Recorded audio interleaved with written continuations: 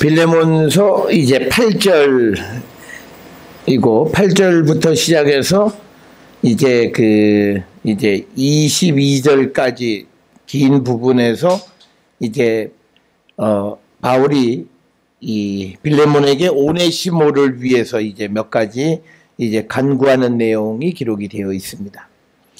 8절에 보면 이러므로 내가 그리스도 안에서 아주 담대하게 너에게 마땅한 일로 명할 수도 있으나, 이 말의 의미는 뭐냐면 바울이 이 빌레몬에게 명령할 수도 있다는 거죠. 정당하게 명령할 수도 있지만 그러나 내가 그렇게 하지 않겠다라고 하는 그런 표현입니다. 그래서 여기서 이제 담대하게라고 하는 말의 의미는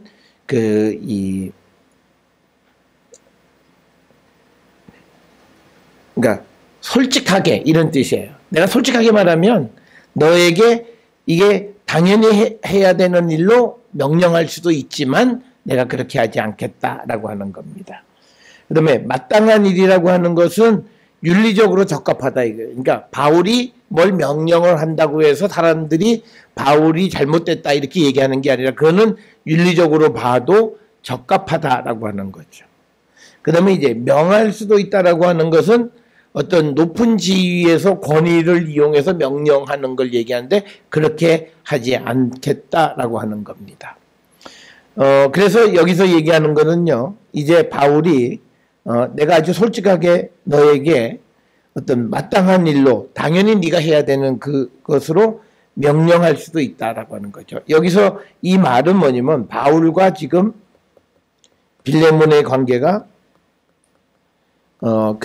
우리가 흔히 보면 사제지간이다. 그러니까 스승하고 제자 격이죠. 그러니까 뭐냐면 바울을 통해서 빌레몬이 그러니까 회심을 하게 되어져서 그리스도를 믿게 되어진 거죠. 그러니까 빌레몬의 입장에서는 바울이 무슨 말을 한다 해도 그 말을 그대로 따라야만 하는 거고, 바울은 빌레몬에게 그렇게 명령할 수 있는 그런 위치에 있다라고 하는 거죠. 그렇지만 내가 그렇게 하지 않겠다라고 하는 겁니다. 그래서 여기서 지금 이 8절에서 보게 되면 바울이 빌레몬을 굉장히 배려하는, 그리고 그 빌레몬으로 하여금 어떤 자의적으로 지금 바울이 원하는 대답을 얻기 위해서 굉장히 유화적인 그런 제스처를 취하는 것을 볼 수 있는 부분이 8절이고, 그러면 이제 명령하지 않으면 어떻게 할 거냐. 그래서 9절에 보게 되면 도리어 사랑으로서 구한다라고 하는 거죠. 사랑으로서 간구하노라. 그리고 바울은 나이가 많은 나 바울, 지금 또 예수 그리스도를 위하여 갇힌 자 되었다라고. 그러니까 뭐냐면 지금 바울이 8절에서 권위를 통해서 명령하지 않고 이 빌레몬이 자발적으로 바울이 원하는 것을 응해 줄 수 있기 위해서 굉장히 어떤 호소하고 그리고 정에 의지하는 그런 표현들이 있어요. 그래서 나이가 많다, 또 갇힌 자다라고 하는 이런 그 표현들을 통해서 바울이 지금 이 오네시모를 위해서 간구하는데, 아마 바울의 입장에서는 사도의 권위로 명령하는 것보다는 이 방법이 훨씬 유용하다고 생각했을 거예요. 그래서 이제 명령할 수도 있는데 명령하지 않고 사랑에 호소한다라고 하는 그런 표현이 되겠고, 여기서 사랑으로서 간건다라고 하는 것은 뭐냐면 앞에서 얘기했듯이 빌레몬의 그 사랑. 그래서 7절에 보면 내가 너의 사랑으로 많은 기쁨과 위로를 받았는데 그 사랑으로서 너의 그 사랑에 내가 호소한다, 이런 뜻이죠. 그 다음에 이제 나이가 많다 그러면 여기서 우리가 하나 추정하는 게 바울의 나이를 추정할 수 있어요. 여기서 나이가 많다 그래서 대략적으로 우리가 추정하는 나이는 50, 60 정도, 5, 60 정도, 5, 60세 정도 된 것으로 우리가 추정을 할 수 있고, 또 어떤 이들은 바울이 60세 이상이 됐다 이렇게 이야기하기도 합니다. 이 빌레몬서가 기록되어진 연대가 대략 주후 60년대예요. 그러니까 만약에 지금 이 바울의 나이가 한 60세 정도 됐다고 치면요, 거의 아마 예수님하고 탄생한 거, 그러니까 예수님이 태어날 때쯤 출생한 사람이죠. 왜냐면 이 지금 빌레몬서가 기록되어지는 이때를 60년, 네, 그때 어느 해로 본다면 지금 바울의 나이가 한 60세로 본다고 한다면 거의 예수님의 나이하고 비슷한 그런 나이대로 우리가 볼 수 있는데, 이 바울의 나이를 우리가 추정할 수 있는 그런 성경 구절은 우리가 찾아보기 어렵다. 그래서 지금 앞에서도 이 지금 바울이 로마에서 편지를 보낸 거라고 그 설명드렸던 이유는 바로 이 나이가 많은 거의 인생의 끝부분, 그때 쓴 것으로 우리가 추정할 수 있는 표현이 9절에 나오는 나이가 많은 나 바울이라고 하는 이 표현을 통해서 우리가 알 수 있다라고 하는 겁니다. 여기에 보게 되면요, 지금 예수 그리스도를 위해서 갇힌 자 되었다라고 하는 것은요, 이게 막 옥살이가 시작됐다라고 하는 그런 표현은 아니다라고 하는 거죠. 그냥 바울이 옥살이를 하고 있는 갇힌 자가 되어진 그때, 그러면서 지금 내가 옥에 갇혀져 있는 상태에 있다라고 하는 표현이지, 막 지금 막 그 옥살이가 시작됐다라고 하는 그런 의미는 아니다라고 하는 겁니다.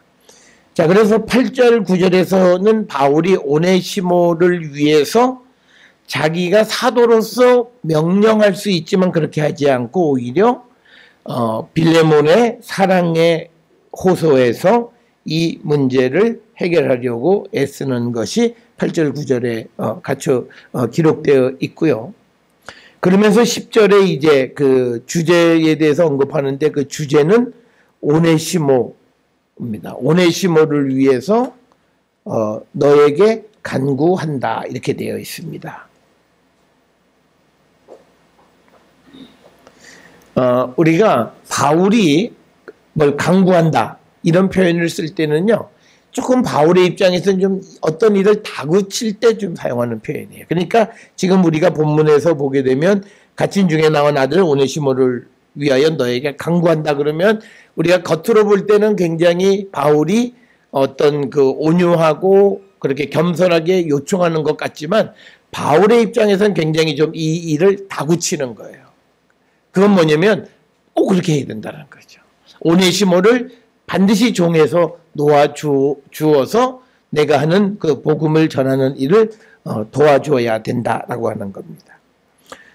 그래서 그 가지신 교재 32페이지에 10절 위에 보면 9절에 대한 설명이 있어요. 거기에 두 번째 보면 간구하노라라고 하는 표현이 바울이 어떤 특별한 일이나 행동을 다구칠 때 즐겨 사용하는 표현이다, 이렇게 설명을 하고 있어요. 그래서 그 예가 로마서나 고린도 전서, 후서, 빌립보서, 데살로니가 전, 후서, 에베소서 이런 데에서도 간구한다라고 하는 것이 어떤 일을 다그칠 때 주로 사용하는 표현이다. 그래서 이제 오네시모를 위해서 내가 간구한다라고 하는데요. 이 오네시모가 누구냐? 갇힌 중에 옥살이 할 때에 낳은 아들이다라고 하는 거죠. 여기서 낳았다라고 하는 것은 영적인 의미입니다. 이게 무슨 바울이 결혼해서 아이를 낳았다는 개념이 아니라 이제 영적으로 이 사람을 회심시켰다라고 하는 거죠. 그 표현을 낳은 아들이다라고 하는 표현을 사용하는 겁니다.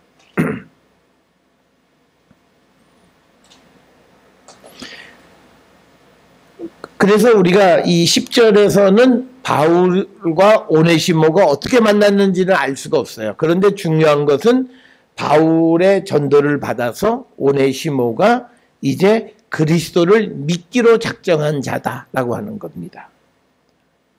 그런데 이 오네시모라고 하는 말의 뜻이 뭐냐면요, 유용한이라는 뜻이에요. 오네시모라고 하는 사람의 이름의 뜻이 유용하다라는 뜻이에요. 그런데 재밌는 건요, 그 11절이에요. 그가 전에는 너에게 무익하였으나 이제는 나와 너에게 유익하다라고 하는 거예요. 그러니까 11절에 오네시모의 이름의 의미가 그냥 그대로 나타나는데, 이런 것들을 우리가 흔히 성경에서 많이 등장하는 소위 언어 유희, 워드 플레이다 이렇게 이야기를 하는 겁니다. 언어 유희이죠. 그러면 오네시모는 유익한 자다라는 뜻이야. 그러니까 오네시모는 반드시 필요하다는 뜻이에요. 그런데 그 필요가 누구에게? 나 바울과 그다음에 너 빌레몬에게. 그러니까 바울과 빌레몬에게 유용한 사람이 됐다는 거죠. 그러니까 지금 여기에서 11절을 말하는 구절을 보면 그가 오네시모가 전에는, 즉 뭐냐면 바울을 만나기 전에는, 그 다음에 빌레몬에게 무익했어요. 근데 지금은 바울을 만난 후에는 나와 바울과 그다음에 빌레몬에게 유익한 자가 되어졌다라고 하는 거예요. 그래서 우리가 그리스도를 영접했다라고 하는 개념 중에 하나가 뭐냐면 무익한 자가 유익한 자가 되는, 무익한 자가 유익한 자가 되는 거예요.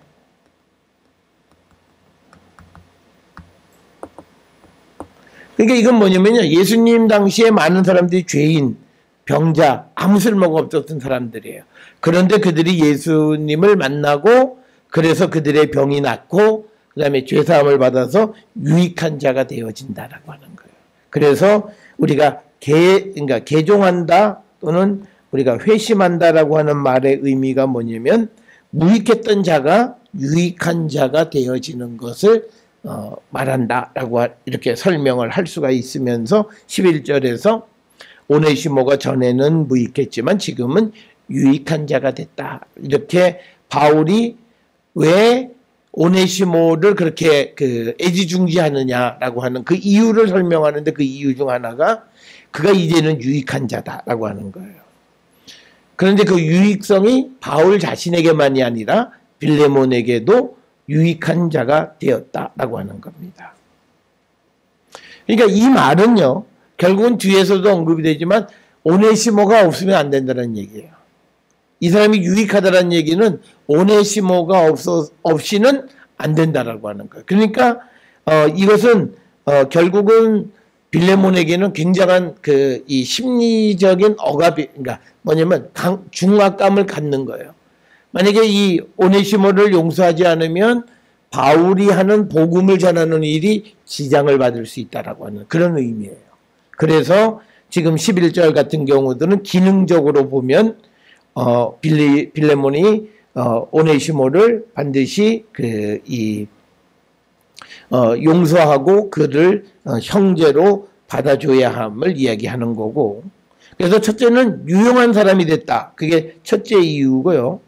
또 하나는 이제 12절에 너에게, 빌레몬에게 오네시모를 돌려보내니 그는, 오네시모는 바울의 신복이다. 이 신복이란 말이 바울의 심장이다라는 뜻이에요. 그 말은 뭐냐면 바울에게 가장 중요한 한 부분을 지금 빌레몬에게 돌려보낸다라고 하는 그런 의미입니다. 자, 오늘 우리가 이 12절에서 보게 되면요, 이 오네시모는 주인을 도망친 종이에요.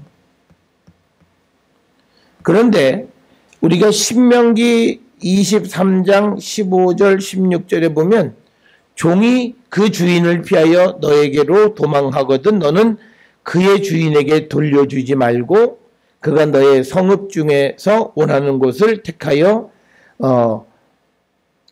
너와 함께 내 가운데에 거주하고 그를 압제하지 말라. 그러니까 뭐냐면 주인을 도망친 종을 돌려보내면 안 되게 돼 있어요. 그게 율법이에요. 그럼에도 불구하고 지금 12절에서는 바울이 오네시모를 빌레몬에게 돌려보낸다라고 하는 거예요. 그래서 이제 이것을 우리가 어떻게 설명을 해야 되는가라고 하는 것이 그렇게 쉬운 문제만은 아니고, 특히 이 로마나 이런 시대의 그 법은 도망한 종은 무조건 주인에게 돌려보내는 게 그 로마법이에요. 그러면 여기에서 바울은 로마법을 지금 따른 격이 되는 거예요. 그러면서 바울이 유대인으로서 신명기에 나와 있는 법을 어기면서 로마법을 따랐다라고 하는 거예요. 그러니까 이걸 우리가 어떻게 이해할 거냐라고 하는 그 문제가 우리가 쉬운 문제가 아닌데, 우리가 좋게 이해를 하면요, 바울은 일단은 빌레몬의 믿음을 믿은 거죠. 빌레몬의 믿음을 믿은 거예요. 그리고 우리가 로마서 2장에 보게 되면 바울이 강조하는 게 뭐냐면 이면적 유대인이에요. 이 이면적 유대인이라고 하는 건 뭐냐면 그리스도를 믿는 사람들은 혈통에 관계없이 다 한 그 아브라함의 후손이다. 그래서 그들은 혈연적인 그런 표면적 유대인이 아니라 이면적 유대인이라는 개념을 가지고 있어요. 그러면 지금 빌레몬,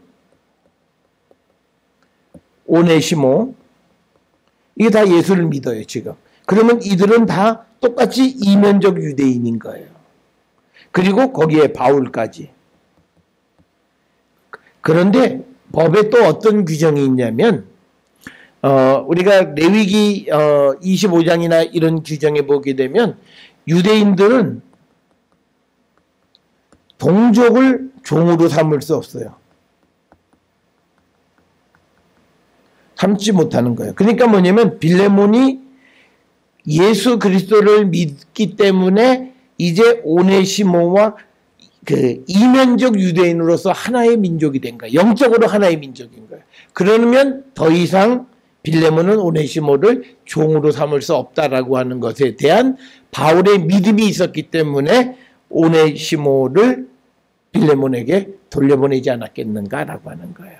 그러니까 앞에서 얘기할 때 이 빌레몬의 사랑과 그리고 그 믿음에 감사하고 또 사랑에 의해서 기쁨을 얻고 위로를 받았다, 이런 이야기를 하기 때문에 아마 지금 여기 12절에서 그 오네시모를 주인이었던 빌레몬에게 돌려보내는 것은 아마 바울에게 있어서 그 믿음이 있었기 때문에 돌려보낸 것이 아니겠는가, 이렇게 우리가 그 긍정적으로 우리가 설명을 할 수 있다라고 하는 거죠. 근데 그냥 우리가 표면적으로 보면 신명기 23장 15, 16절에 나와 있는 대로 종을 도망 나왔는데 그를 다시 주인에게 보내지 못하는 그 규정에 어긋나고 대신에 로마법을 따른 이 바울의 문제를 어떻게 해석해야 되는가라고 하는 그런 문제점이 있다라고 하는 거예요. 이건요, 쉽게 우리가 이해할 수 있는 그런 것 아니고, 또 단순하게 우리가 쉽게 대답하기도 굉장히 어려운 것이다라고 하는 겁니다.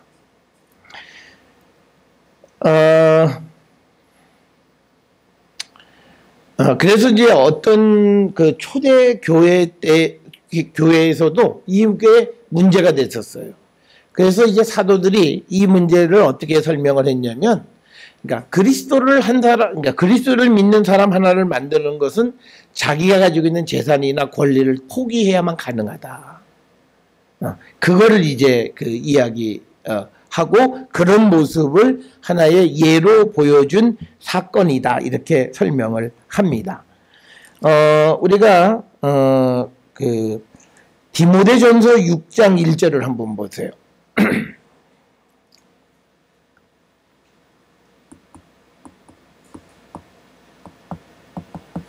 디모데전서 6장 1절에 보면 무릇 멍에 아래 있는 종들은 자기 상전들을 범사에 마땅히 공경할 자로 알지니 이는 하나님의 이름과 교훈으로 비방을 받지 않게 하려 함이라. 믿는 상전이 있는 자들은 그 상전을 형제라고 가볍게 여기지 말고 더 잘 섬기게 하라. 이는 유익을 받는 자들이 믿는 자요 사랑을 받는 자임이라. 너는 이것을 가르치고 권하라. 그러니까 어떤 문제가 있냐면 디모데전서 6장 1, 2절에는 한 교회 안에 주인과 종이 다 그리스도를 믿어요. 그래서 이들이 다 형제가 된 거예요. 그러니까 예수를 믿는 안에서는 종이다 주인이라는 이 차별이 있으면 안 된다는 거예요.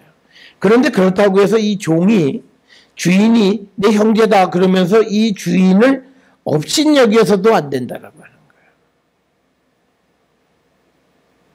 그런데 지금 우리가 보는 오네시모와 빌레몬의 관계는 한 교회 안에 있는 주인과 종의 문제가 아니에요. 오네시모는 종이었고 빌레몬은 주인이었어요.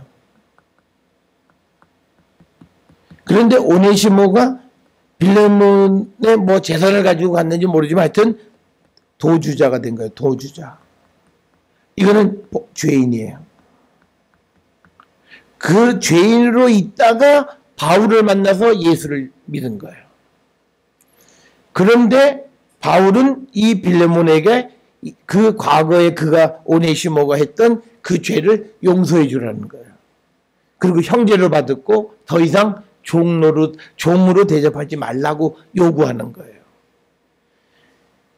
그러니까 빌레몬의 입장에서는 굉장한 요청을 받은 거예요. 그래서 만약에 빌레몬이 이 바울의 요구를 받아들였다면 그가 그리스도의 복음을 따르고 사랑의 계명을 실천하기 위해서 그는 잃어버린 게 있어요. 하나는 종 한 사람을 잃어버렸고 그 다음에 자기의 권리를 포기한 거죠. 그래서 결국은 그리스도인으로서의 삶을 살아가는 하나의 모범을 보였다. 이렇게 우리가 설명할 수 있는데 이 빌레몬서 12절에 있는 이 말씀은 우리가 그냥 단순하게 쉽게 설명할 수 있는 말씀은 아니다. 그래서 바울이 이제 그를 돌려보냈는데 그는 마치 자기의 한 부분과 같다. 심장과 같다. 이렇게 얘기를 합니다. 그러면서 이제 13절에 바울이 얘기하는 거예요. 그를 오네시모를 내게 바울에게 머물러 있게 하여. 그러니까 뭐냐면 바울이 오네시모를 로마에 그냥 머물러 있게 하여 내 복음을 위하여 갇힌 중에서 너 대신 즉 빌레몬 대신 나 바울을 섬기게 하고자 하나. 그러니까 원래는 돌려보내지 않을 생각도 있었어요. 그건 뭐냐면 오네시모가 이 빌레몬을 대신해서 바울의 복음 전하는 일을 돕게끔 하려고 했지만 이런 뜻입니다. 그런데 14절에 그럼에도 돌려보내는 건 뭐냐면 14절에 그 이유를 설명해요. 다만 너 즉 빌레몬의 승낙 없이 내가 바울이 아무것도 하기를 원하지 아니하노니 이는 너의 선한 일이 즉 빌레몬의 선한 일이 억지같이 되지 아니하고 자의로 되게 하려 함이다 라고 하는 거죠. 그러니까 왜 돌려보냈느냐?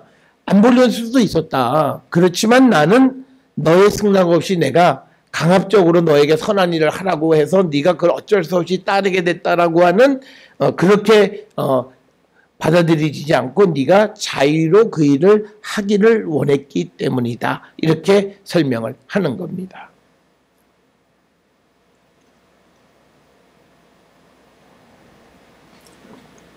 여기서요. 자의라고 하는 표현이 등장을 합니다. 14절에. 그러니까 이게 뭐냐면 우리가 자유의지라고 하는 것이요. 지금 바울이 얘기하는 건 뭐냐면 빌레몬이 자유의지로 선한 일을 선택하기를 원한 거예요. 그러니까 이건 뭐냐면 바울이 사도로서 빌레몬에게 명령해서 어쩔 수 없이 그걸 받아들이는 그런 게 아니라 빌레몬의 자유의지 가운데서 선한 일, 즉 복음을 위해서 자기의 종이었던 오네시모를 형제로 받아들이고 그가 저질렀던 죄를 용서해 주는 그 일을 하기를 원했다라고 하는 거예요. 그래서 바울이 원하는 건 뭐냐면요. 우리가 가지고 있는 자유의지로 선한 일을 하기를 힘쓰기를 원하는 거예요. 그러니까 우리가 자유의지라고 하는 것이 우리가 이게 이제 우리가 왜 하나님이 우리에게 자유의지를 주셨냐. 그 자유의지를 통해서 우리가 하나님을 섬기게 되기를 원했던 거예요. 그러니까 우리가 강압적으로 예수를 믿기를 원하시는 게 아니라 자유의지 속에서 하나님을 섬기는 자가 되기를 원해서 우리에게 자유의지를 주셨다는 거예요. 그래서 여기서도 자의로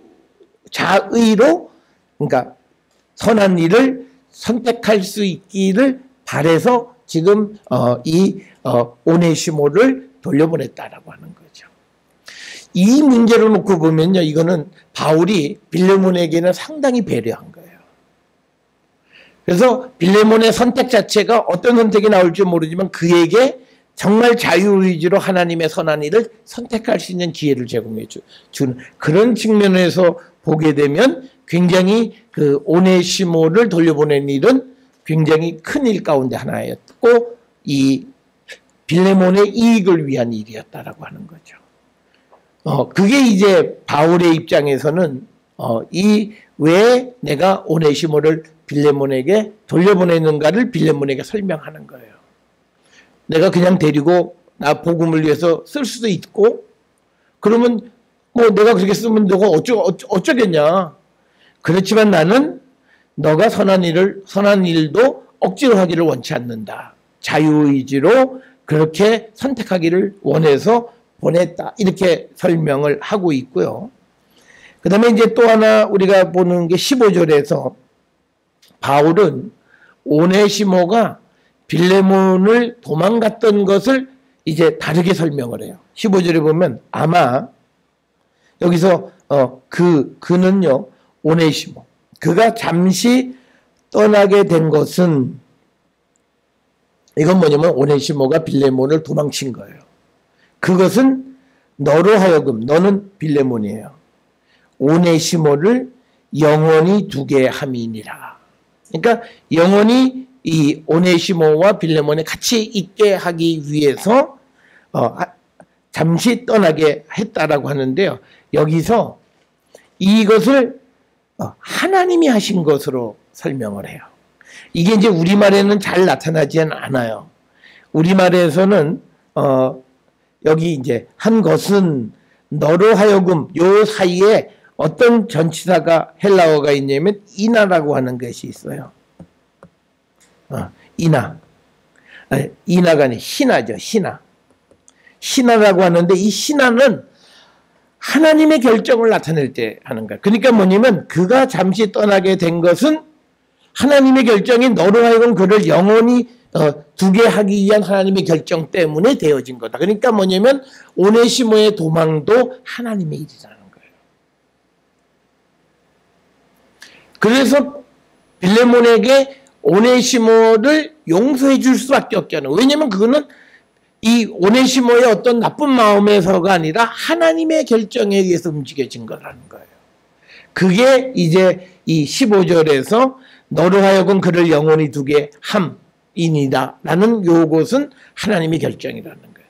그러기 위해서 그가 잠시 떠나게 됐다. 이렇게 표현을 하는 겁니다.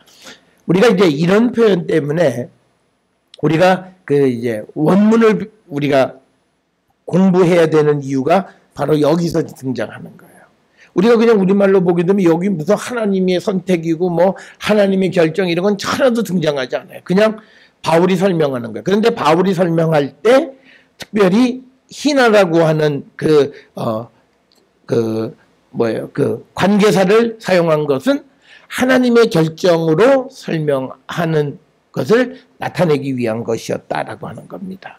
그래서 바울의 입장에서는 오네시모의 도망도 결국은 하나님이 하신 일이다라고 이야기하는 거예요. 이건 뭐가 똑같으냐면요. 창세기 45장에 요셉이 형들에게 나를 판 거는 하나님이 나를 먼저 보내신 거라는 개념과 똑같은 거예요. 그것 때문에 오네시모를 이 빌레몬이 받아주지 않을 수 없게끔 만드는 거예요. 그러니까 뭐냐면 14절 그러니까 13절로부터 시작해서 13절, 14절, 15절에서는 바울이 오네시모를 보내는 신학적 이유를 설명하는 거예요. 이건 다 하나님에 의한 것이고, 그리고 너의 자유의지 가운데서 선한 일을 택하게 하기 위한 것이다 라고 하는 그것을 이제 설명하는 것이 15절에 있는 말씀이 되겠고요. 그 다음에 이제 16절에 이후로는, 그래서 이제 하나님에 의해서 이제 그가 오네시모가 너를 떠났다가 다시 돌려보내니까 이후로는 종과 같이 대하지 말고 아니하고 종 이상 곧 사랑받는 형제로 둘 자라. 내게 특별히 그러하거든 하물며 육신과 주 안에서 상관된 너에게랴 라고 하는 거예요. 그러니까 뭐냐면 바울에게 있어서 특별한 자라는 거예요. 그런데 육신과 주 안에 상관된, 그러니까 빌레몬과 오네시모는 육신적인 관계도 있고 그리스도 안에서의 관계도 있어요. 육신적인 관계는 주인과 종의 관계였고, 그 다음에 주 안에서는 형제의 관계예요. 이렇게 관계되어진 그 자를 사랑받는 형제로 두어야 한다라고 하는 것을 이야기하는 거예요.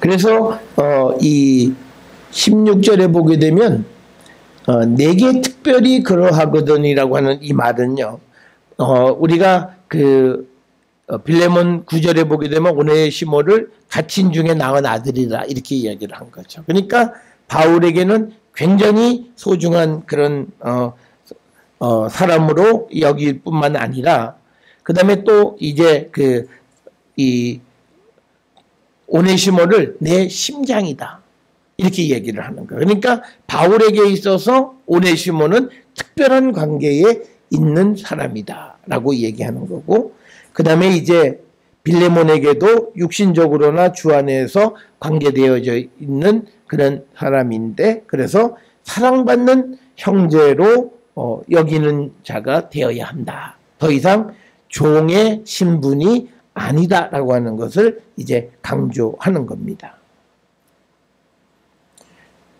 자, 그래서 17절에 그러므로 내가 나를 동역자로 알진대 그를 영접하기를 내게 하듯 하고, 그러니까 뭐냐면 바울하고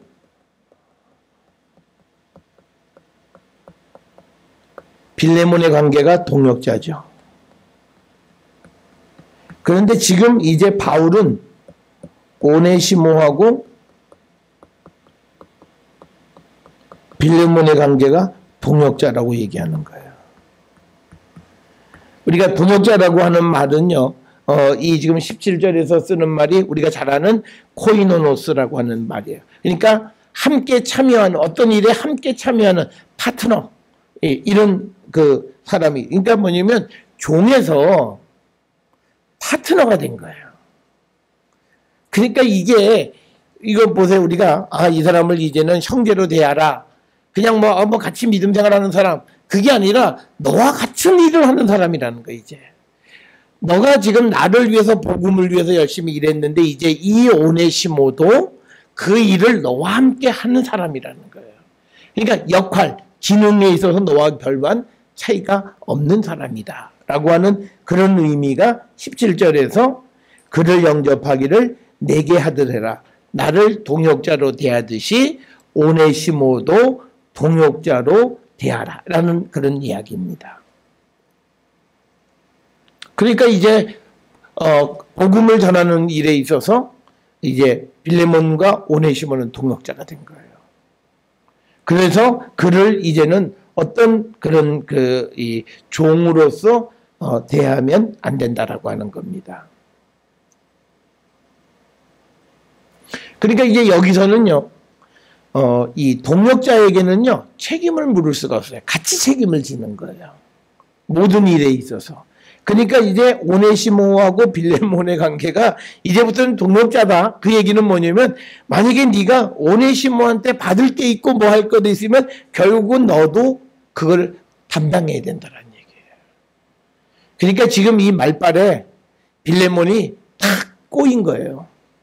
그러니까 하나씩 논리적으로 지금 바울이 이 빌레몬이 오네시모를 받아들이지 않으면 안 될 만큼 아주 망을 촘촘히 조여가는 거예요. 그래서 나를 동역자로 여겼듯이 그를 영접하기를 내게 하듯이 동역자처럼 대하라라고 하는 거고요. 자, 그러면서 이제 18절에 그가 만일 너에게 불의하였거나 너에게 빚진 것이 있으면 그것을 내 앞으로 계산하라. 그러니까 바울은 뭐냐? 내가 갚아주겠다는 거예요. 그러니까 보세요. 앞에서 바울과 빌레몬이 동역자죠. 그래서 지금 여기서 오네시모가 빌레몬에게 어떤 빚을 진 것이 있으면 바울이 이걸 갚아주겠다는 거죠. 그러면 바울과 빌레몬은 동역자예요. 그러면 바울이 갚아주는 책임에 빌레몬도 같이 지는 거예요. 그러면 빌레몬이 오네시모에게 뭘 물을 게 없는 거예요. 그뿐 아니라 오네시모와 빌레몬의 관계도 동역자예요. 그러면 오네시모가 무언가를 갚아야 되는 거는 그 책임이 누구에게도 있어요? 빌레몬에게도 있어요. 그러면 이중적으로 빌레몬은 오네시모에게 주장할 게 아무것도 없는 거예요. 그 말 하나가 뭐냐면 동역자라고 하는 걸로 얽혀진 거예요. 그러니까 한번 생각을 해보세요. 이 바울에게 있어서는 빌레몬에게 있어서는 바울은 자기에게는 선생과 같은 존재예요. 이 선생이 갑자기 나를 동역자라고 얘기해. 야, 이 선생님이 나를 높여주는가. 그랬더니 이 동역자는 뭐예요? 책임을 나누는 거예요. 그러면 오네시모는 선생이 내가 다 갚아줄게. 그런데 그게 내가 다 갚아준다고 해서 동역자인 빌레몬이 그럼 당신 다 갚아. 이게 아닌 거예요. 같이 책임을 나누게 되는 거고, 그 다음에 동역자로서 오네시모하고 빌레몬도 같은 동역자예요. 그러면 오네시모가 갚아야 되는 것도 빌레몬도 책임이 있는 거예요. 그래서 우리가 동역자라고 하는 개념은요, 그러니까 함께 참여하는 거죠. 그래서 책임을 공유하는 거예요. 그러니까 우리나라에서 보통 동업하지 마라 그러잖아요. 그 이유가 뭐냐면 책임을 공유 안 하려고 그래서 생기는 거예요. 그러니까 뭐냐면 이게 잘 안 됐다. 그러면 서로 책임을 공유하면 돼요. 근데 우리는 너 때문이야 라고 얘기를 하는 거예요. 그때부터 싸움이 벌어지는 거예요. 그러니까 참여는 같이 해요. 그런데 책임은 같이 안 지는 거예요. 이건 동역자가 아닌 거예요. 그런데 복음을 위한 일은 참여도 같이 하고 책임도 같이 진다는 거예요. 그게 코이노노스라고 하는 그 동역자라고 하는 것의 의미예요. 그러니까 우리가 이 코이노노스에서 유래된 게 뭐예요? 코이노니아예요.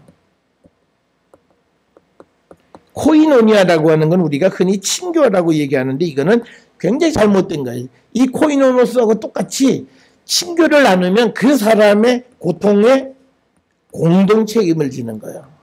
이게 코이노니아예요. 우리가 초대교회 때 사람들이 서로의 필요를 나눠주고 각자의 재산을 자기 것으로 여기지 않고 필요에 따라 다 나눠서 쓰고 그랬잖아요. 그게 코이노니아예요. 그런 친교를 코이노니아. 그러니까 뭐냐면 누가 어떤 어려움이 있었을 때 그 공동체가 같이 책임져 주는 게 코이노니아예요. 그게 사랑이라는 거예요. 우리가 흔히 얘기하는 거죠. 여기 가서 커피 내가 살게. 한 잔 마시는 그런 의미의 코이노니아를 얘기하는 게 아니라는 거예요. 그래서 코이노노스 동역자는 코이노니아와 같은 어근에서 생겼는데 함께 참여해서 책임을 공유한다라고 하는 거예요. 그래서 나눔으로써 결국은 뭐냐면 사랑을 완성하는 거죠. 그러니까 지금 여기에서도 18절에서도 강조하는 게 뭐냐면 결국은 동역자로서 코이노노스로서 함께 참여하고 함께 책임을 지는 파트너라는 거예요. 그래서 결국은 사랑을 완성하는 거예요. 그 사랑의 완성이 뭐예요? 빌레몬이 오네시모를 용서하고 형제로 받아주는 거예요. 그것이 이 빌레몬서를 통해서 바울이 궁극적으로 원하는 것이다. 그래서 우리가 이 바울이 왜 빌레몬서를 기록했을까? 왜 편지를 보냈을까? 오늘날 우리가 이것을 통해서 무엇을 얻을 수 있을까라고 하는 것에 가장 중요한 것은 우리가 사랑을 나눈다라고 하는 것은요, 공동 책임이고 함께 우리가 책임을 져주는 거예요. 그게 사랑이에요. 그런데 우리는 사랑이라고 하는 것은 한쪽에서 어떤 쪽을 일방에게 주는 걸 사랑이라고 생각하기 때문에 우리의 사랑은 잘 안 이루어지는 거예요. 상호 책임, 같이 참여하고 같이 책임지는 그런 면이 있어야 된다라고 하는 거죠. 18절에 나와 있는 그가 만일 너에게 불의하였거나 라고 하는 그리고 또 빚진 것이 있으면 이라고 하는 이 표현 그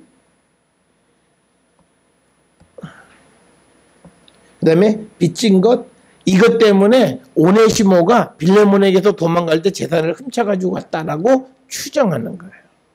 그러니까 오네시모가 빌레몬에게 어떤 죄를 졌을 거라고 추정하는 구절이 18절에 있는 불의를 하였거나 빚진 것이 있으면이라고 하는 이 전제를 하는 거예요. 그런데 왜 그렇게 생각하냐면요. 이미 감옥에서 바울은 오네시모를 처음 만났을 때 그의 회심을 받기 전에 자기 주인에게 자기가 했던 모든 것에 대한 소위 회개를 받았을 거예요. 그러니까 뭔가 잘못했다는 걸 알고 있는 거예요. 빌레몬에게 얘가 도망올 때 무엇을 잘못했다는 걸 알아요. 그래서 그것에 대해서 불의를 하였거나 빚진 것이 있으면 그것은 내가 갚아주마라고 하는 거야. 근데 사실은 이건 내가 갚아준다는 얘기 아니라 너하고 나하고는 동역자야. 그러니까 같이 갚아야 돼. 그리고 이제 오네시모하고 빌레몬 너하고도 동역자야. 그러니까 너는 그 오네시모한테 책임도 못 물어. 그래서 결국은 사랑을 완성하라는 거예요. 그래서 이것이 실제로 무엇을 갚아주겠다라고 하는 그런 표현처럼 보이는데 그것은 아니다라고 하는 거고요. 그러면서 이제 19절에 나 바울이 친필로 쓰노니 이렇게 되어 있습니다. 그래서 이 빌레몬서를 바울이 처음부터 다 썼다란 말이냐 이것도 논쟁이 심해요. 그러니까 이거예요.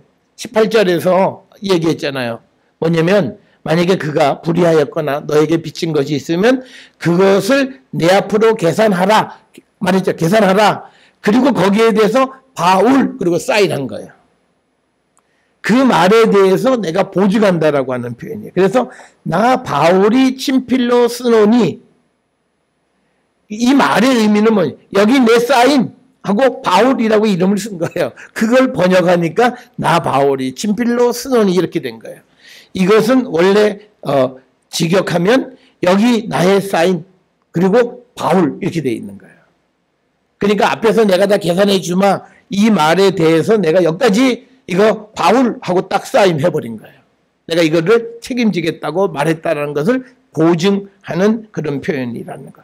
그래서 이것이 이 편지를 전부 다 바울이 썼다라고 하는 그런 의미를 내포하고 있지는 않다라고 하는 거죠. 근데 이제 이 편지를 다 바울이 썼냐, 부부만 썼냐, 이것을 우리가 알기는 매우 어렵다라고 하는 겁니다. 그러면서 19절에 바울이 슬쩍 지나가면서 한마디 해요. 빌레몬에게 네가 이 외에 내 자신이 나에게 빚진 것은 내가 말하지 않겠다. 그러니까 나는 갚아줄게. 그렇지만 네가 나한테 빚진 거 나는 너한테 말하지 않는다. 왜? 이유가 하나예요. 동역자니까. 그러니까 그 말은 뒤집어서 얘기하면 빌레몬 너도 나한테 말하면 안 되지. 이 얘기하고 똑같은 거예요. 그러니까 지금 이 편지를 받으면 빌레몬의 입장에서는 기분은 되게 좋지만 선생이 자기를 막 뛰어올리게 기분은 되게 좋지만 뭔가 찝찝해요. 뭔가 우리가 속된 말로 뭔가 엮였어요. 바로 이거예요. 그러면서 이게 바울이 이 편지가 아까 앞에서 빌레몬하고 그 다음에 부인, 아들, 그 다음에 내 가정에 있는 교회에게 보냈으니까요. 그 교회 규모가 어떤지 모르지만 이 편지를 공적으로 읽어야 돼요. 그러면 이 편지 속에다가 바울이 야 빌레몬 네가 나한테 구절구절 썼다면 이 빌레몬의 면이 깎이는 거예요. 그런데 여기에서 빌레몬에 대한 구체적인 이야기는 말하지 않는 거예요. 그건 역시도 바울의 전략인 거예요. 뭐냐면 빌레몬을 높이는 거예요. 그러면 사람들은 생각하는 거죠. 야, 우리 아버지도, 야, 우리 남편도 바울 선생한테 뭔가 빚진 게 있구나. 그러면 그렇게 인식을 하고 있는데 오네시모를 용서 안 해? 그러면 이 빌레몬이 이상한 사람이 되는 거예요. 그러니까 여기에서 우리가 보게 되면 바울은 굉장한 거예요. 그리고 이 바울이 이렇게 말할 수 있었던 근거가 뭐냐면요. 사도행전 15장 27절에 보면 그들의 영적인 것을 나누어 가졌으면 육적인 것으로 그들을 섬기는 것이 마땅하다라고 하는 그 생각을 가지고 있었을 거예요. 그러니까 뭐냐면 바울은 빌레몬에게 사도의 권위로 말은 하지 않지만 너 나한테 영적으로 빚졌어. 나를 통해서 네가 예수를 믿게 된 거잖아. 그러면 내가 또 다른 사람 하나를 예수 믿게 하는데 네가 너가 그 육적인 것으로 날 섬기지 않아? 그건 말이 안 돼. 라고 하는 당시의 시대 정신을 그대로 반영하고 있는 거예요. 그래서 바울이 조금은 좀 굉장히 아주 자기를 낮추고 겸손한 듯 하면서도 말끝에는 굉장히 사람을 톡톡 찌르는 게 있고 당당하게 요청하는 것이 있는데 그거는 아마도 사도행전 15장 27절에 있는 영적인 걸 나눠 가졌으면 육적인 것으로 그를 섬기라고 하는 그 생각을 아마 가지고 있었기 때문이다라고 하는 거고요. 그 다음에 이 편지에서 바울이 굉장히 절제하는 게 있어요. 빌레몬한테도 내가 너를 낳은 아들이다 그래야 되잖아요. 빌레몬은 그 소리를 듣고 싶었을 거예요. 그런데 한마디도 안 해. 왜냐면 오네시모한테는 내가 갇혀있는 중에 낳은 아들이라고 얘기를 하는데 빌레몬한테는 그 얘기 안 해요. 그러면 빌레몬 입장에서는 이게 가슴이 턱 내려앉는 거예요. 이게 우리 선생이 나를 자기가 낳은 영적인 아들로 여기지 않네? 그러면 지금 편지 쓴 이 내용을 받아줘서 영적인 아들이 되고 싶은 욕망을 갖게 하는 거예요. 그러니까 끝까지 내가 낳은 아들이란 말을 안 써요. 그리고 또 하나는 빌레몬 교회의 그 사람들에게 아빠한테 말씀드린 건 성도란 말을 안 써요. 그러니까 이거죠. 너희 집에 있는 교회 한번 이번 일로 보겠어. 그런 뉘앙스가 담겨 있는 거예요. 그래서 바울은 빌레몬에게 내가 낳은 아들이라는 표현도 안 쓰고 빌레몬 집에 있는 교회의 성도라고 하는 용어도 사용하지 않는. 그래서 굉장히 선생님 다 나를 높여주는 것 같은데 본질이 빠진 거죠. 내가 선생님이 나를 낳았다라고 하는 표현, 오네시모한테는 그 말을 쓰는데 나한테는 안 써. 그리고 나한테는 굉장히 거리감을 주면서 뭐 형제라고 그러고 무슨 뭐 우리 부인한테는 자매님 그러고 그러니까 이게 거리감이 느껴지는 거예요. 그러니까 이 바울의 편지를 쓰면서 이 굉장히 전략적인 방식이 나타난다라고 하는 거죠. 그래서 여기에서 빚진 것은 분명 그가 복음의 빚을 졌을 터인데 그 빌레몬을 아들이라 부르지 않는 것은 매우 놀랄 만한 사건이라는 거죠. 그러니까 보면 디모데한테도 아들이라고 그랬잖아요. 그리고 오네시모한테도 아들이라고 그랬는데 그런데 나도 아들이라고 한 번쯤 해주실 만도 한데 얘기 안 하는 거예요. 그거는 지켜보겠어. 이 표현과 비슷한 그런 의미를 담고 있다라고 하는 겁니다. 그래서 우리가 보면요, 바울이 어떤 사안을 해결하기 위해서 편지를 각 교회에게 보내기도 하고 개인에게 보낼 때 굉장히 그 문제에 대해서 굉장히 깊이 심사숙고하고 그 일을 이루기 위해서 굉장히, 그러니까 우리가 여기에는 그 말이 없지만 아마 바울은 기도하면서 성령의 인도함을 따라서 이 편지를 기록했다고 우리는 볼 수밖에 없죠. 그렇기 때문에 이 편지의 내용을 우리가 성경에는 기록하고 있지 않지만 빌레몬은 아마 들었을 거라고 하는 거예요.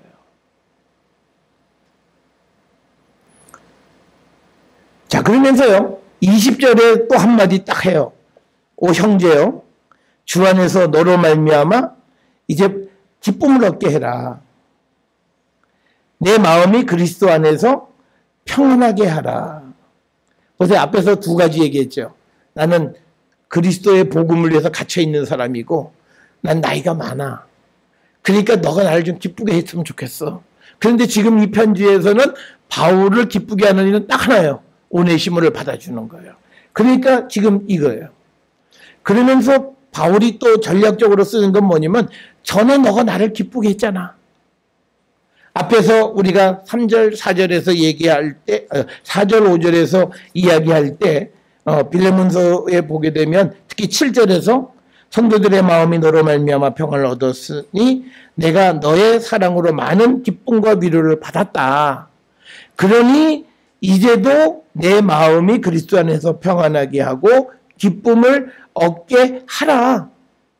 그러면 내가 기쁘고 그리스도 안에서 평안할 수 있는 것은 지금 이 편지에 있는 오네시모의 문제를 해결하라 라고 하는 얘기하고 똑같은 거예요. 그러니까 사실은 굉장히 완곡하게 표현은 하지만 바울이 이 빌레몬으로 하여금 도망갈 수 없을 만큼 꽉 조이는 거예요. 그래서 그의 요구를 들을 수밖에 없는 그런 지경으로 이끌어가게 한다라고 하는 거죠. 그러니까 이거 보세요. 만약에 제일 힘든 게 이거죠. 우리 선생이 옥에 갇혔는데 내가 그때 오네시모 문제 해결 못 해가지고 선생이 마음 아파서 죽었어. 아니 근데 선생이 기쁨을 얻고 평안하게 하라 그랬는데 그거 하나 내가 못 들어줘서 죽었어. 그러니까 이거는 지금 20절의 이야기는 굉장한 억압이에요. 그러니까 이거하고 똑같아요. 우리가 어떤 사람이 뭘 잘못했어요. 근데 그 사람을 처벌하려고 그러는데 그 사람이 암이야. 근데 잘못한 게 그 사람이 잘못한 거야. 그런데 그것 때문에 처벌하고 막 그래서 그 사람이 암으로 죽었다. 그러면요 아무도 그 짊어지려고 생각 안 해요. 만약에 그 사람이 죽으면 평생 그거 짊어져야 돼요. 그때 우리가 너무했나? 뭐 이런 생각을 하는 거예요. 그러니까 똑같은 거예요. 바울이 오네시모 문제로 인해서 빌레몬을 굉장히 억압하는 거예요, 지금. 자, 그래서 이제 내가 너로 말미암아 기쁨을 얻기를 원하고 내가 옥에 갇혀 있는 사람이 무슨 희망이 있겠냐. 그 문제로 내가 평안하고 생기를 얻을 수 있었으면 좋겠다. 그러니까 혼자 결론까지 다 지금 이야기하고 있는 판이에요. 그러면서 더 나가요. 나는 빌레몬 너가 순종할 것을 확신함으로 너에게 썼으니 너가 내가 말한 것보다 더 행할 줄 안다. 이게 한층 더 나가는 거예요. 내 말에 순종하는 것뿐만 아니라 내가 말하는 것보다 더 선한 일을 더 할 줄을 내가 안다라고 하는 거예요.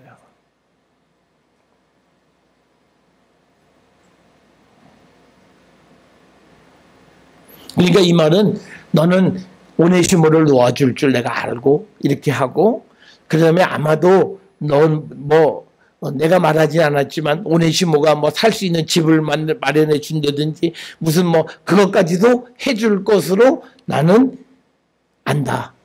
그러니까 굉장한 기대를 표현하는 거예요. 그래서 빌레몬으로 하여금 그 기대를 충족하게끔 만들어가는 거예요. 그러니까 여기서 우리가 잘 보면요. 우리가 실질적으로 빌레몬이 어떤 사람인지는 알 수가 없어요. 그런데 그 빌레몬이라는 사람을 굉장히 믿음과 사랑에서 대단한 사람을 만들어요. 그러면서 그 대단한 그 가치를 충족시킬 수 있도록 유도하는 거예요. 이건 바울의 장점이에요. 그러니까 우리가 복음을 전하거나 어떤 사람의 믿음을 위해서 우리가 일할 때도요. 그 사람으로 하여금 그 어떤 큰 기대를 줘서 그 기대를 성취할 수 있게끔 가는 방식도 굉장히 좋은 방식일 수는 있어요. 그러니까 지금 그거의 대표적인 것이 이 빌레몬에 대해서 앞에서 우리가 설명할 때는 과도하게 칭찬을 하는 거예요. 그래서 과도한 기대를 갖게 함으로써 그가 그것을 이룰 수 있도록 돕는 그런 역할을 바울은 하고 그래서 어쩌면 빌레몬은 여러 가지가 있어요. 왜냐하면 자기가 살고 있는 골로새 지역에서 야, 저 빌레몬이 예수 믿더니 무슨 자기 종하고도 형제라고 그런 거 굉장히 손가락질 받고 사람들로부터 비난도 받을 수 있고 또는 믿지 않는 일가 친척으로부터 야 정신 났냐? 네가 죄를 얼마 주고 사왔는데 이걸 그냥 내버려 두냐? 저놈 도망갈 때 어떻게 갔냐? 뭐 이런 얘기들이 있어요. 그런 것 속에서 빌레몬은 자기는 하려고 하지만 주저할 수도 있어요. 그런데 그 주저하는 빌레몬을 격려하면서 그 일을 할 수 있게끔 지금 이끌어가는 것이 지금 이 바울이 빌레몬서에서 보여주고 있는 모습. 그래서 18절 이후로부터 지속적으로 빌레몬은 내가 원하는 것보다도 더 할 줄 더 할 수 있는 사람이다라고 이렇게 그를 긍정적으로 평가하는 것들을 우리가 볼 수 있고요. 그러면서 이제 마지막으로 쐐기를 박는 거예요. 오직 너는 여기서 말 빌레몬은 나를 위하여 숙소를 마련하라. 간단한 얘기예요. 그러니까 뭐냐면 빌레몬이 이렇게 생각할 수 있잖아요. 아유 뭐 저 양가 옥에 갇혀 있는데 뭐 지가 내가 어떻게 하든지 뭐 어떻게 할 거야?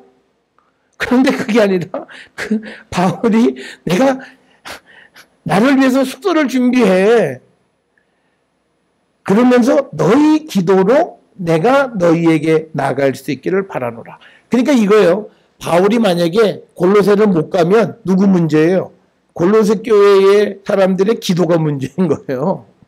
왜? 너희의 기도로 말미암아서 내가 너희에게로 나갈 수 있기를 바란다라고 하는 거죠. 그러니까 22절에서는 바울이 직접 방문해 준다는 거예요. 그런데 방문의 목적은 여러 가지가 있죠. 그 중에 하나는 빌레몬이 오네시모를 정말 그렇게 바울이 말하는 것 그 이상으로 대접했는가를 알고 싶은 것이 있다라고 하는 거죠. 그러니까 빌레몬하고 오네시모가 그리스도의 형제의 관계에 있는가를 알아보는 가장 좋은 거는 가는 거예요. 그런데 이거를 뒤집어서 생각해보면 지금은 옥에 갇혀 있어요. 그리고 바울이 언제 죽을지 몰라요.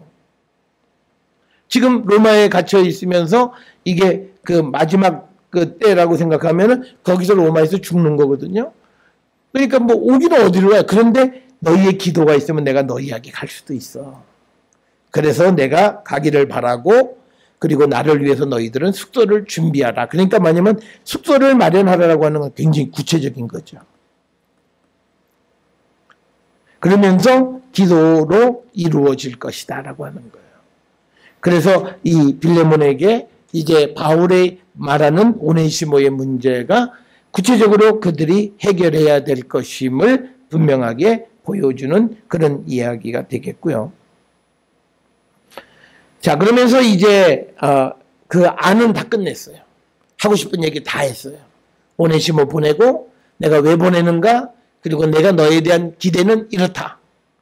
그렇게 해서 이제 오네시모를 돌려보내는데 이 주장, 이 바울이 요구한 이 요청을 받아들였는지 여부는 우리가 알 수가 없어요. 성경의 어떤 다른 기록 속에 등장하지 않기 때문에 정확하게 어떻게 받아들여졌고 또 관계가 어떻게 되어졌고 하는 것은 정확하게 알 수는 없습니다. 그러나 여러 가지 기조로 봐서는 아마 빌레몬이 바울의 요청을 받아들였을 것으로 우리 추정을 하는 거고요. 그 다음에 이제 편지를 마무리하면서 23절부터 25절까지는 이제 인사말이에요. 항상 인사말을 쓸 때요. 동역자들에 대한 안부를 물어요. 그래서 23절에 보면 그리스도 예수 안에서 나와 함께 갇힌 자 에바브라와 또 나의 동역자 마가 아리스다고 데마 누가가 문안하느니라. 그러니까 여기서 지금 바울이 편지를 쓰는데 바울이 쓰는데 여기에 이제 같이 있는 에바브라 그 다음에 이제 마가 그 다음에 아리스다고 그 다음에 데마 그 다음에 누가 그러니까 바울까지 총 6명이 이제 이 편지를 통해서 인사하는데 바울을 빼면 5명의 이름을 나열하면서 이들이 누구에게 빌레몬에게 문안한다라고 하는 거죠. 그러니까 이건 뭐냐면요. 에바브라, 마가, 아리스다고, 데마, 누가가 지금 바울이 빌레몬에게 써서 보낸 오네시모의 문제를 알고 있다는 거예요. 그러니까 이런 사람들도 다 알고 있어. 그러니까 잘해. 그러니까 지금 물론 이 끝인사는 바울의 서신들에서 보통 나타나는 그런 인사말 하는 방식이긴 하지만 이것까지도 바울은 아주 전략적으로 자기의 요구가 관철될 수 있도록 그렇게 힘쓰는 그런 모습을 우리가 볼 수 있다라고 하는 겁니다. 자, 그래서 여기서 보게 되면요, 에바브라는 바울처럼 옥에 갇힌 거죠. 나와 함께 갇힌 자, 옥에 갇혀 있었고, 그 다음에 24절에서는 나의 동역자, 나와 함께 복음을 전하는 일을 했던 마가 아리수다고, 데마, 누가가 빌레몬에게 문안을 한다라고 하는 겁니다. 특별히 골로새서 4장 10절에 보게 되면요, 나와 함께 갇힌 아리수다고 바나바의 생질 마가, 이런 사람들의 이름은 골로새서 4장 10절에도 언급이 되어 있고요. 또 그 다음에 4장 14절에 보면 누가와 데마도 언급이 되어 있어요. 그러니까 마가, 아리수다고 마가, 아리수다고 마가, 그 다음에 데마, 누가 전부 다 골로새서의 끝부분에 다 언급이 되어져 있습니다. 그러면서 골로새서에서는요, 아리수다고도 같이 갇혀 있는 사람이다, 이렇게 골로새서 4장 10절에 이렇게 언급이 되어 있습니다. 그러니까 에바브라도 갇혀 있고, 그 다음에 아리수다고도 갇혀 있는, 그래서 적어도 아마 로마의 바울, 에바브라, 아리수다고가 다 함께 갇혀 있었고 복음을 위해서 갇혀 있었던 사람들, 이 모든 사람들이 빌레몬 너에게 인사해, 그 말은 내가 쓴 이 편지 그들도 다 알고 있어. 그러니까 뭐냐면 내가 죽지만 그런 사람들도 이미 이 이야기를 다 알고 있다라고. 그러니까 바울의 이 편지를 받은 빌레몬은 그 요청을 수락하지 않을 수가 없다라고 하는 것을 우리가 짐작할 수 있고요. 그러면서 이제 25절에서 마지막 그 인사를 하는 겁니다. 여기에 보면 우리 주 예수 그리스도의 은혜가 너희 심령과 함께 있을지어다 라고 하는 겁니다. 그래서 여기서 너희의 심령이라고 하는 그 표현은요, 그냥 뭐냐면 너와 함께라는 뜻이에요. 그러니까 너의 심령이라고 하는 것은 너라는 뜻이에요. 너와 함께 있기를. 뭐가? 예수 그리스도의 은혜가. 여기서 말하는 은혜의 구체적인 내용은 구원의 은총을 얘기하는 거죠. 네. 그리스도를 통한 구원의 은총이 너와 함께 있기를 원한다라고 하는 거죠. 그래서 우리가 바울이 얘기하는 인사는요, 구원에 관한 인사예요, 전부 다. 뭐냐면 하나님과 예수 그리스도의 은혜와 평강이 있기를 하고 3절에서 얘기했고, 그 다음에 25절에서는 다시 한번 은혜를 이야기하는데, 이 은혜는 앞에서 얘기했던 은혜와 평강, 그리고 뒤에 은혜 모든 것은 구원의 은총을 의미하는 그런 은혜이다라고 하는 겁니다. 그래서 빌레몬서의 인사말, 그리고 뒷부분에 그 끝맺는 말은 전형적인 바울 서신에 인사하는 그 패턴을 그대로 따랐다라고 하는 거고요. 우리가 보통 이 끝말에서는 우리 주 예수 그리스도의 은혜로만 되어 있는데, 로마서 8장 16절 같은 데는 하나님의 은혜와 성령이 너희를 통하여 내 안에, 이런 표현들이 등장하는 거죠. 그래서 심령이라고 하는 것은 너와 함께 있기를 원한다. 그래서 이 빌레몬서를 마무리하는 겁니다. 자, 우리가 빌레몬서 25절까지 짧은 부분이지만 우리가 여기에서 보여지는 건 뭐냐면요, 빌레몬서를 통해서 그리스도 안에 있는 악한 종도 그들을 버려서 안 된다는 거예요. 바울의 입장에서는 이 오네시모가 주인 빌레몬의 재산을 훔쳐서 도망가고 뭐 이런 그런 사람이긴 하지만 그렇다고 해서 그 악한 종이 그리스도를 영접했을 때 그를 버려서는 안 된다는 거예요. 이건 이제 오늘날 우리 사회는 굉장히 어려운 주제예요. 그러니까 우리가 이제 흔히 얘기하는 게 뭐냐면요. 우리가 광주 사태에 누가 책임 있는 사람이 예수를 영접했을 때 우리는 그 사람의 믿음 전체를 송두리째 부인하려고 할 거예요. 그런데 그거는 우리가 어떻게 판단할 수 있는 문제가 아니에요. 하나님의 문제라는 거예요. 그렇고 우리는 그를 버릴 수도 없다는 거예요.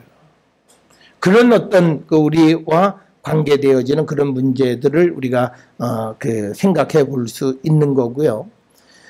그리고 여기에 나타나 있는 바울은 다른 바울 서신에 아주 힘있고 사도권을 주장하고 이런 것이 아니라 굉장히 겸손하고 그리고 어떤 이 사랑에 대한 구체적인 예를 빌레몬에게 제시하는 거죠. 그래서 이렇게 하라라고 하는 것. 그래서 우리가 이 빌레몬서는 신약 성경의 어떤 책보다 실천적 사랑의 본을 보여주는 책이다. 이렇게 이야기들을 합니다.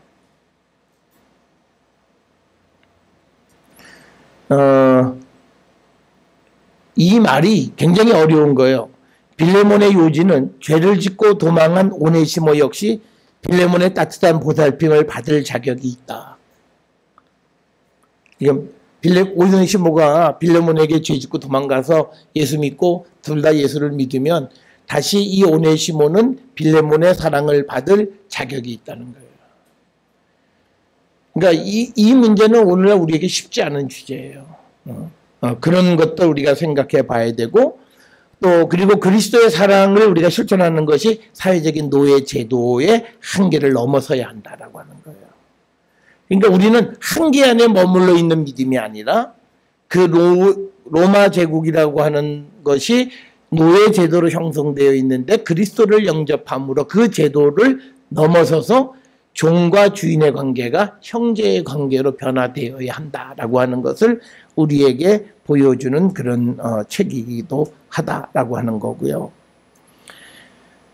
우리가 누누이 얘기했지만 바울은 이 오네시모 문제를 잘 해결하기 위해서 빌레몬의 마음을 돌려보려고 어떤 자기의 사도의 권리 주장 이런 것들을 하지 않는 그런 그런 모습을 우리가 볼 수 있고요.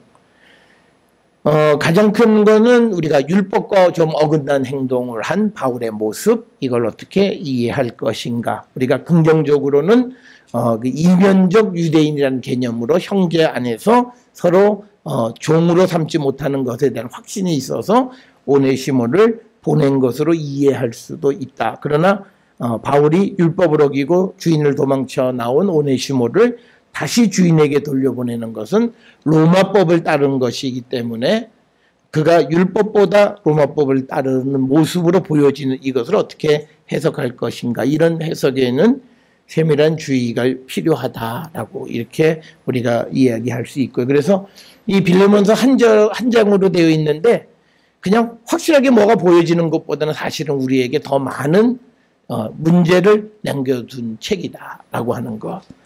그래서 우리가 빌레몬서에 나타나 있는 이 빌레몬과 오네시모의 관계의 개선을 통한 그리스도의 사랑의 어떤 것인가를 보여주는 그런 책이다라고 하는 겁니다.